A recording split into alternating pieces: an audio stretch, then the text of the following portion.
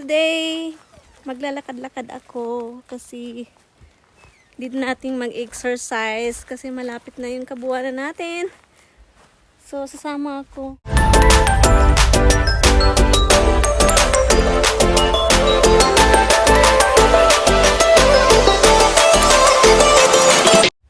Mag-reading ng aming electric bill.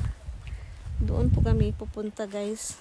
Doon sa malayo. Yan dyan, guys. Medyo malayo-layo. So, makikita nyo, wala nang snow dito sa aming bakuran, but the rest of it, there are still have a lot of snow. Yan. Naka-naked legs lang ako. Medyo warm naman. But at the back of our house is still a lot of snow there. Yan. Bawal kasi dito maglakad sa umaga. You need to wait until 8. Kasi hindi natin alam yung palibot natin. Kasi maraming endangered species here.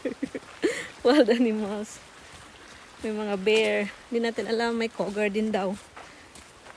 Kaya gusto kong maglakad sa umaga. Malamig din. Ayaw akong piyagan ng asawa kong maglakad. Pag ganyang oras na maaga, diba, pag buntis ka, dapat madaling araw naglalakad ka na.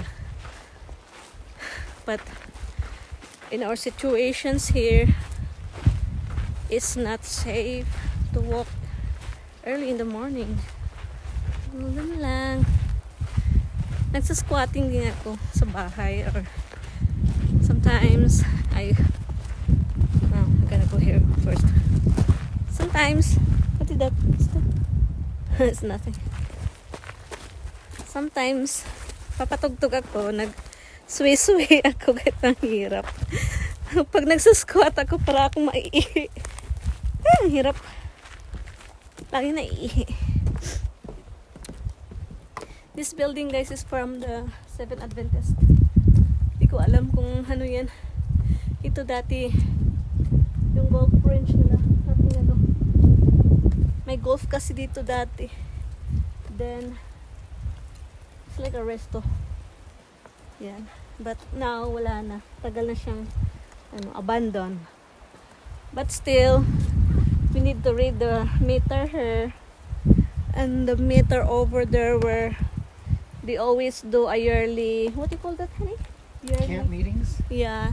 Mga 7 Adventists, may yearly meeting sila dito every September. But since there's a COVID, this year they don't have their camping, so they're making another building here. Then those are our house where we rent. After we leave there, they gonna, sisirain nila yan kasi medyo malapit sa road. That's why they made another one here. I think someone will live here. Kukuha sila ng magbabantay na titira dyan to look for the place. Right, baby? Para akong maihi. Saan kaya ako ihi? They're making some septic tanks here. There's a lot of septic tanks. I don't know. Maybe this way is a bit flattened. Pagawa din ata sila ng building here. Dito malamig pa. Pag maybe doon sa mga building doon where we gonna go also. Malamig doon kasi marami pang snow. I don't know, I'm naked. See that, guys? Naka-dress lang kasi ako. The breeze is so cold. And guys, tiyan ko lang ako kahit tumaba, pero payat pa rin ako.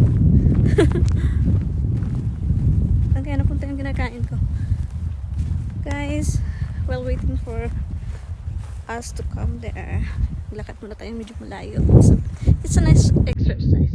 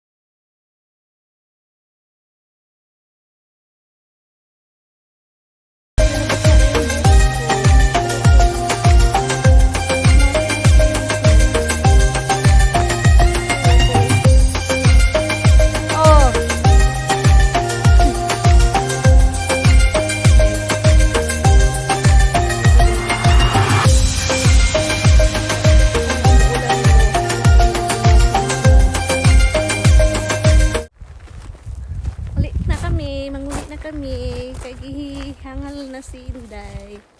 Kumanamig reading. So, yun guys. Tomorrow, maybe tomorrow, if the weather is good. Doon kami sa kalsada kasi dito mountain. May medyo mataas doon. I want to walk the mountain. Malamig doon kasi maraming kahoy. So, yun guys. Thank you for watching. Hey, bye-bye. Bye-bye.